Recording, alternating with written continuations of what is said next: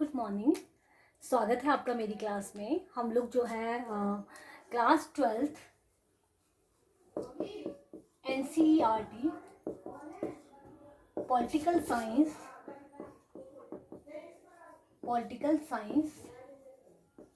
की जो किताब है समकालीन विश्व व्यवस्था पढ़ रहे हैं। और समकालीन विश्व व्यवस्था में हम लोग फर्स्ट चैप्टर पढ़ चुके हैं, शीत युद्ध का दौर। आज हम सेकेंड चैप्टर पढ़ेंगे, दो ध्रुवीयता का अंत। दो ध्रुवीयता का अंत। तो इस चैप्टर को शुरू करने से पहले मैं थोड़ा सा आपको फर्स्ट चैप्टर को रिकॉल कराना चाहूंगी। जैसे कि आप लोगों ने देखा कि शीत युद्ध के दौर में हमने क्या पढ़ा। हमने देखा कि किस तरीके से शीत युद्ध कब से कब तक रहा। शीत युद्ध, तो शीत युद्ध की स्थिति रही वो 1945 से लेकर 1991 तक रही। इस चैप्टर में हमने पढ़ा शीत युद्ध क्या होता है, शीत युद्ध में किस तरीके से अमेरिका और सोवियत संघ जो है, ये सोवियत संघ है, इनके बीच में कटुता या तनावपूर्ण माहौल रहा। ठीक है, ये सब चीजें हमने किसमें पढ़ी, फर्स्ट चैप्टर में पढ़ी।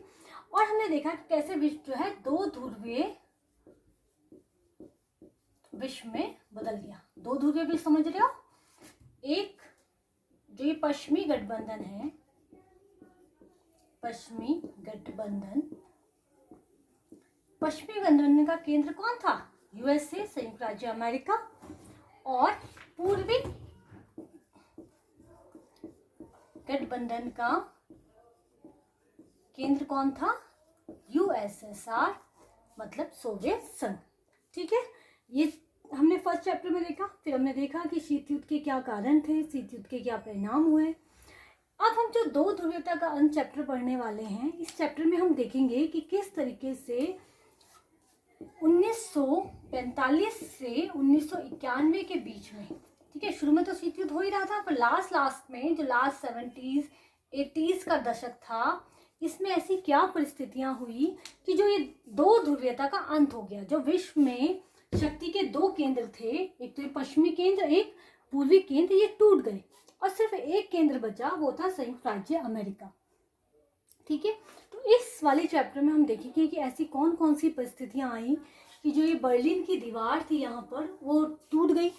आपने पढ़ा था ना, शीत युद्ध की एक मुख्य घटना थी, बर्लिन की दीवार बन गई थी बीच में, जिसने कि पूर्वी यूरोप और पश्चिमी यूरोप को क्या कर दिया था, दो हिस्सों में डिवाइड कर दिया था। तो इस समय क्या हुआ, इस लास्ट में 80s में क्या हुआ, ये बर्लिन की दीवार टूट गई। ठीक है, और जो ये सोवियत संघ था, इसका विघटन हो गया।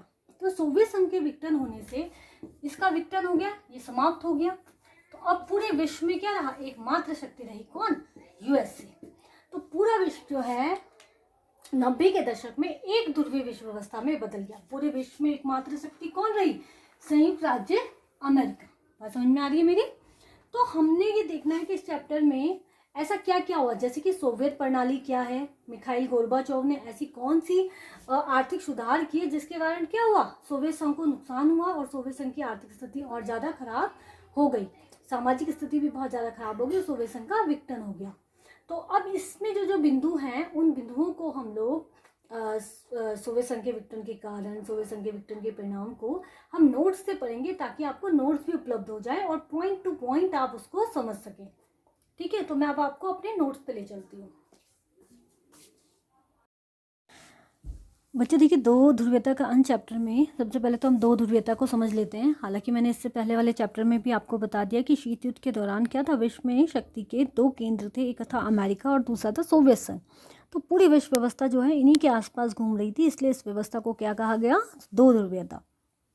तो शीत युद्ध के दौरान विश्व जो है दो गुटों में विभाजित हो गया, जिससे शक्ति संरचना दो ध्रुवीय हो गई। एक ध्रुव था अमेरिका, एक ध्रुव कौन सा था, अमेरिका, और दूसरा ध्रुव था सोवियत संघ। तो इस विश्व व्यवस्था को क्या कहा गया, दो ध्रुवीयता विश्व व्यवस्था कहा गया। जब सोवियत संघ का 1991 में विघटन होता है, तो सोवियत संघ के विघटन के बाद एक महाशक्ति खत्म हो जाती है। हालांकि उसका उत्तराधिकारी रूस बनता है, लेकिन रूस उतना शक्तिशाली नहीं रहता जितना कि सोवियत संघ रहता है। तो उस समय पूरे विश्व में एकमात्र शक्ति का केंद्र कौन बचता है, अमेरिका। इसलिए उस विश्व व्यवस्था को एक ध्रुवीय विश्व व्यवस्था कहा जाता है। और सोवियत संघ के विघटन को दो ध्रुवीयता का अंत की भी संज्ञा दे दी जाती है। तो इस चैप्टर में हम देखेंगे कि ऐसी क्या परिस्थितियां हुई कि सोवियत संघ का विघटन हो गया। इसके बाद इस समय की जो बहुत महत्वपूर्ण घटना है वो है बर्लिन की दीवार। तो बर्लिन क्या है? जर्मनी की राजधानी है हाल फिलहाल।